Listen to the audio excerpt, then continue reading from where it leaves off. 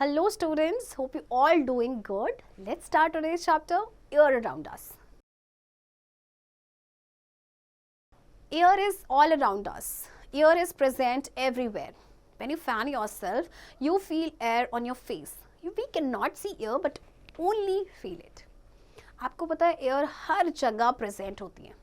जब कभी हम अपने आप को फैन करते हैं तो हमें हमारे फेस पे एयर लगती है, फील करते हैं हम उसे.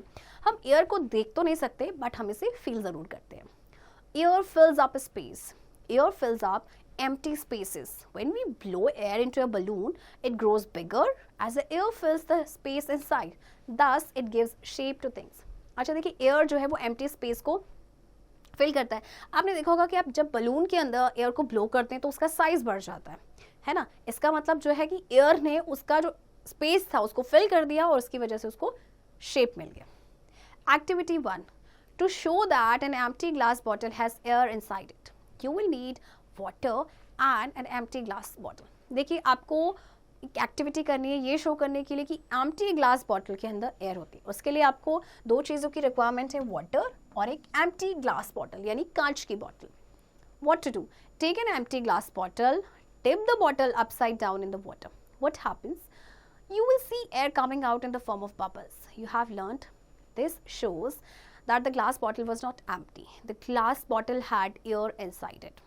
अब आपको एक एम्प्टी ग्लास बॉटल लेना है और उसको अपसाइड डाउन, जैसे कि आपको पिक्चर में शो किया है, अपसाइड डाउन यानी ऊपर वाला हिस्सा नीचे, राइट. आपको उसको डिप करना है तो क्या होगा, आप देखेंगे कि इसमें से एयर जो है बबल्स के फॉर्म में आएंगी, राइट. तो ये क्या शो करता है कि जो ग्लास बॉटल है यानी कि कांच की जो बॉटल है वो खाली नहीं थी, उसके अंदर एयर था. We can feel air. We can feel air in many ways. We can feel air when it moves. देखिए हम एयर को फील करते हैं बहुत तरीके से, है ना. Wind. Moving air is called wind. It helps to move things. Uses of wind. Wind makes a kite fly. It also helps clothes to dry faster. It helps a sailboat to sail. It also helps a parachute to move. Moving air होती है, उसे हम कहते हैं wind, और ये चीज़ों को मूव करने में हेल्प करते हैं. इसके यूजेस क्या हैं? सबसे पहले जब आप पतंग उड़ाते हैं तो किसकी हेल्प से? विंड की हेल्प से. विंड से हमारे जो क्लोथ्स हैं वो ड्राई हो जाते हैं, राइट. पैराशूट को मूव करने में भी हेल्प करता है, सेल बोट को सेल करने में हेल्प करता है.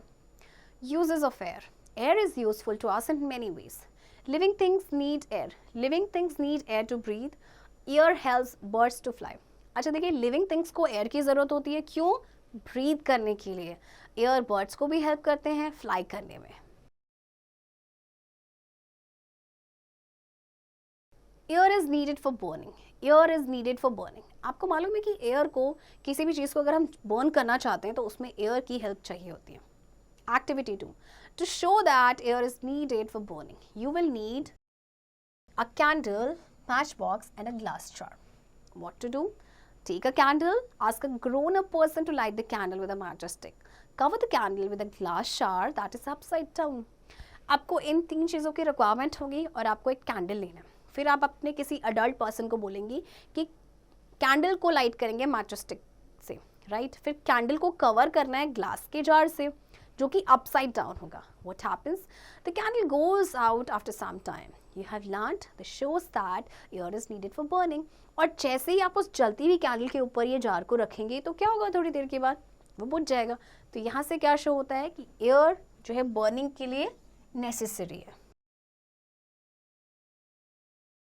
Other uses of air. Air is used to fill balloons, footballs and some toys. इसके अलावा एयर के क्या यूजेस हैं? बलून को फिल करने में के लिए यूज़ होता है, फुटबॉल्स एंड यहाँ तक कि कुछ टॉयज़ में भी आपकी एयर को फिल किया जाता है. चिल्ड्रन, आई होप आपको ये चैप्टर समझ आया होगा एंड इस चैप्टर की प्रैक्टिस अब आप खुद से करेंगे.